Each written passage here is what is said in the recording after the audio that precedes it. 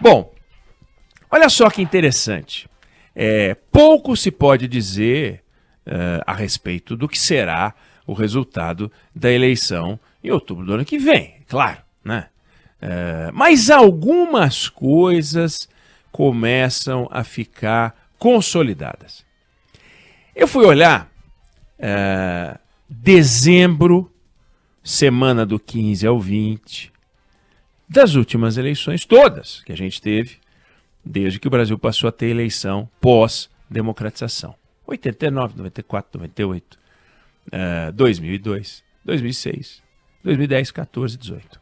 Aí eu voltei no ano anterior, né? Nós estamos em dezembro do ano anterior, voltei no dezembro do ano anterior. Então fui para 88, fui para 93, 97 e assim por diante. Olha que interessante. O que se pode dizer é que todos os presidentes eleitos em dezembro já eram candidatos com destaque. É isso que é uma conclusão que se pode tirar das últimas eleições. Ou seja, a história de ainda pode surgir um nome novo? Claro que pode, pode. E a gente pode até dizer, olha, é a primeira eleição em que surgiu um nome novo depois de dezembro do ano anterior. Mas em nenhuma eleição isso aconteceu. Nenhuma. E a gente já teve algumas. Eu não estou falando de reeleição. Estou falando de eleição em geral. Então, em 1988, o Collor já tinha sido destaque, já era destaque na imprensa desde o começo do ano de 88. Em março de 88, eu trabalhava na revista Veja. E ele foi capa da revista Veja com o título Caçador de Marajás. E já tinha sido entrevistado por vários veículos e já falava em campanha presidencial, 88. Em abril de 89, ou seja, o equivalente a abril do ano que vem, ele já aparecia em segundo lugar das pesquisas. Em primeiro lugar estava o governador de São Paulo da época, que era o Orestes Quercia. Tinha 18%, o Collor tinha 14%. Muito apertado o quadro na primeira rodada de pesquisas. Quercia com 18%, Fernando Collor com 14%, Leonel Brizola com 13%, Lula com 12% e o Covas com 6%. Ninguém chegava a 20% das intenções de voto. E a gente tinha um ambiente tenso, declarações patéticas. Ulisses Guimarães, que foi candidato e foi ignorado pelo eleitorado, mas era presidente da Câmara e presidente do PMDB, dando pancada no governo Sarney. Ele tinha todos os cargos do governo. Que interessava era do PMDB, claro. Tinha o PFL, que depois virou DEM, também tinha muito cargo, mas o PMDB era uma coisa impressionante. Mandava no governo, desmandava no governo. E aí ele disse o seguinte numa entrevista em dezembro, por isso que eu trombei com ela. O PMDB não tem culpa pela crise econômica. É muita cara de pau. E o ministro do Exército, naquela época, as declarações dos ministros militares eram muito importantes. Ele disse o seguinte, olha, as Forças Armadas não sairão da calha democrática, porque era muito tenso aquele primeira eleição realmente direta, né? Porque a anterior tinha sido indireta, então a primeira eleição direta depois da redemocratização. Então as Forças Armadas não sairão da calha democrática, mas também não deixarão que os outros saiam.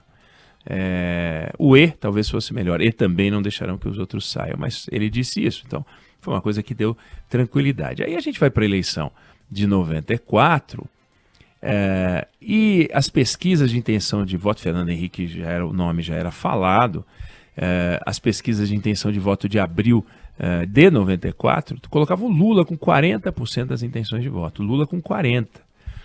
Hoje, em dezembro, Lula aparece com mais de 40% em algumas pesquisas. Lula aparecia com 40%. E o Fernando Henrique tinha 12%. Mas ele não era o presidente da República, ele era o ministro da Fazenda do governo, né? Nas eleições, aí quando chega a rodada de junho, julho, aí já tinha virado. Fernando Henrique tinha 40% e Lula tinha 22%.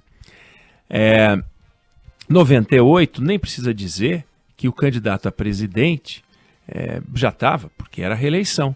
Na verdade, uma reeleição fabricada, porque não existia no Brasil a figura da reeleição, o Instituto da Reeleição, que o Fernando Henrique criou para ele.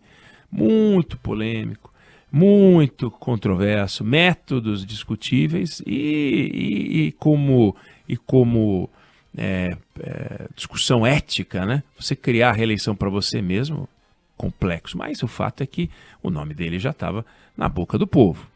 2001 aconteceu um negócio muito curioso, a eleição de 2002, mas em 2001 todo mundo sabia que o Lula era candidato. O PT tinha preparado um estudo até que aparece na imprensa em dezembro de 2001, dizendo que vai ter um candidato do PT, do PSDB, sem dúvida nenhuma, o PSDB não apoiaria outro partido, e que haveria um número reduzido de candidatos e tal. E havia uma disputa no PSDB, já desde o início de 2001, entre o atual senador Tasso Gereissati e José Serra, também senador, e José Serra. Então Tasso Gereissati e José Serra disputavam para saber qual dos dois seria o candidato do governo. O governo era tucano. E a coisa ficou tão tensa, mas tão tensa, mas tão tensa, que a certa altura, em dezembro de 2001, Tasso Gereissati foi até o Palácio do Planalto procurar o presidente Fernando Henrique Cardoso para dizer o seguinte: olha, tô fora, não vou mais ser candidato eu vim comunicar que eu não vou mais ser candidato a presidente, ou seja, o Serra virou candidato a presidente. E foi um dos momentos tensos.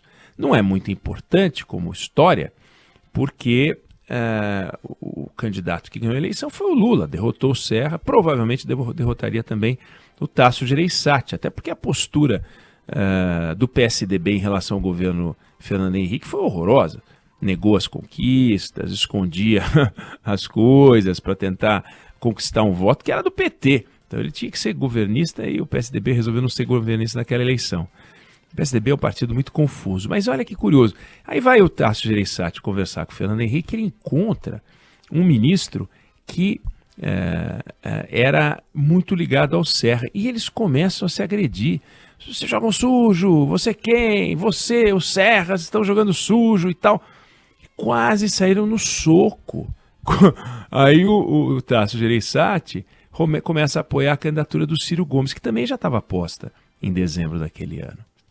Olha que interessante, eu estou em 2001, né, sempre no ano véspera, e as campanhas, os candidatos, todos os que saíram com chance, né, já estavam colocados. Aí a gente vai para a eleição de 2006, que é a reeleição contra o Geraldo Alckmin, saiu um Datafolha no dia 15 de dezembro, hoje, do ano de 2005. Véspera, portanto, ano véspera da eleição de 2006. E, pela primeira vez, olha que curioso, o Lula não aparecia em primeiro lugar nas intenções de votos para a eleição do ano seguinte. Tinha mensalão, o clima estava tenso. Aí o Serra aparecia em primeiro lugar, com 36% das intenções de voto contra 29% do Lula. No segundo turno, o Serra também, naquele quadro, venceria 50 contra 36. Então a gente tem hoje um quadro, por exemplo, em que o Lula vence o Bolsonaro. A gente teve esse em 2005, em que o Serra venceria o Lula e deu Lula. A gente tinha um quadro em 94 em que o Lula venceria o Fernando Henrique e deu Fernando Henrique. Então, eu não estou falando que não podem haver mudanças nas pesquisas. O que eu estou querendo dizer é que os candidatos estão postos, né? Não foi o Serra o candidato em 2006, foi o Geraldo Alckmin, que também aparece nessa pesquisa de 2005. E o Lula ganhava do Geraldo Alckmin de 30 a 22, mas no segundo turno estavam empatados, 41 a 40, margem de erro total. Aí a gente vai para a eleição de 2010, e no ano anterior, no dia 15 de dezembro, o Palácio do Planalto discutia, sabe o quê? Subsídio para o gás de cozinha. Olha que interessante, exatamente o que a gente está vendo agora, para quem ganhava o Bolsa Família. E houve uma delegação da comitiva brasileira para o encontro do clima em Copenhague, e estava lá a Dilma como pré-candidata a presidente do PT, portanto o nome da Dilma já estava posta. O Serra também foi para esse encontro, a Marina também foi, os dois apresentados como candidatos. Então todos os nomes estavam colocados, de novo em dezembro do ano anterior. A gente vai para a eleição de 2014, em 2013 foi a eleição da Dilma contra o Aécio. O jornal do dia 15 de hoje, portanto, do dia de 2013, já trazia um giro do Aécio por cidades do Norte e Nordeste, e a Marina Silva explicando a aliança com o PSB, que ela acabou fechando uma aliança grande com o PSB, com o Eduardo Campos, que viria a falecer, infelizmente. 2018, por exemplo, quando a gente vai para 2017, 2018 eleição vencida pelo candidato Jair Bolsonaro, em 2017 Bolsonaro já tinha coordenador, Bolsonaro já se destacava em pesquisas, até o exótico Henrique Meirelles já estava falando que não ia ser vice, ia ser candidato. Ou seja, dá para afirmar que, a não ser que surja uma novidade absolutamente inesperada, um negócio meteórico, os nomes são esses que estão aí. É Lula, é Bolsonaro, é Ciro. Hoje aconteceu uma coisa pesada colocando o nome do Ciro, né?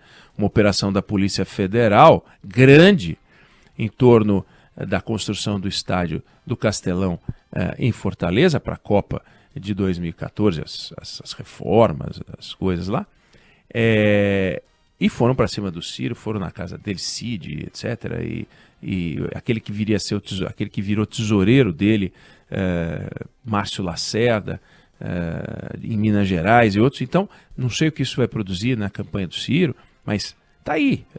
A reviravolta eleitoral, reviravolta em pesquisa, isso pode acontecer, mas é curioso que aqueles que apareciam em dezembro e com destaque viraram presidente da República, ou seja, ou o contrário, é mais correto. O presidente da República já aparecia nas pesquisas, o nome dele já estava posto em dezembro e figurava com destaque. E na virada do ano também. O destaque pode ser desde um destaque um pouquinho mais modesto, Collor em segundo lugar com 14, embolado com Brizola, com Lula, etc., mas já estava com destaque, não é que aparecia com 2. Né? Então, nenhum candidato, nenhum presidente brasileiro eleito pós-democratização figurava nas pesquisas de intenção de voto com 1%.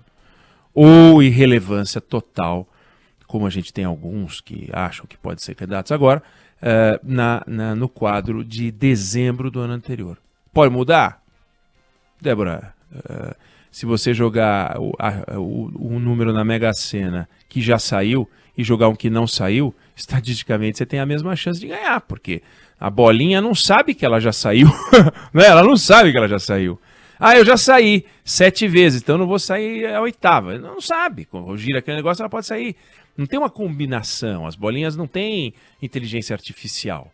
Então, como não tem inteligência artificial, nada impede que um candidato com 1 tenha 100% dos votos. Mas é pouco provável, né? Tem um entorno do ex-presidente Michel Temer que acha que ele tem que entrar de qualquer jeito por uma aliança de partidos para poder qualificar o debate, colocar os temas importantes, etc. Não sei, vai acontecer, não vai acontecer, né?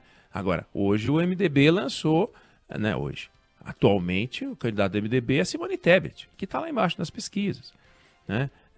Os nomes colocados, esses nomes alternativos, estão todos lá embaixo nas pesquisas. E inclusive o PSDB figurando lá embaixo nas pesquisas. Hoje, então, eu queria trazer isso. Em todas as eleições que o Brasil teve, o presidente eleito já aparecia em dezembro do ano anterior com destaque no noticiário e nas pesquisas. A não ser que haja algo muito diferente, o futuro presidente da República é um desses nomes aí e da parte superior da lista e das pesquisas de opinião.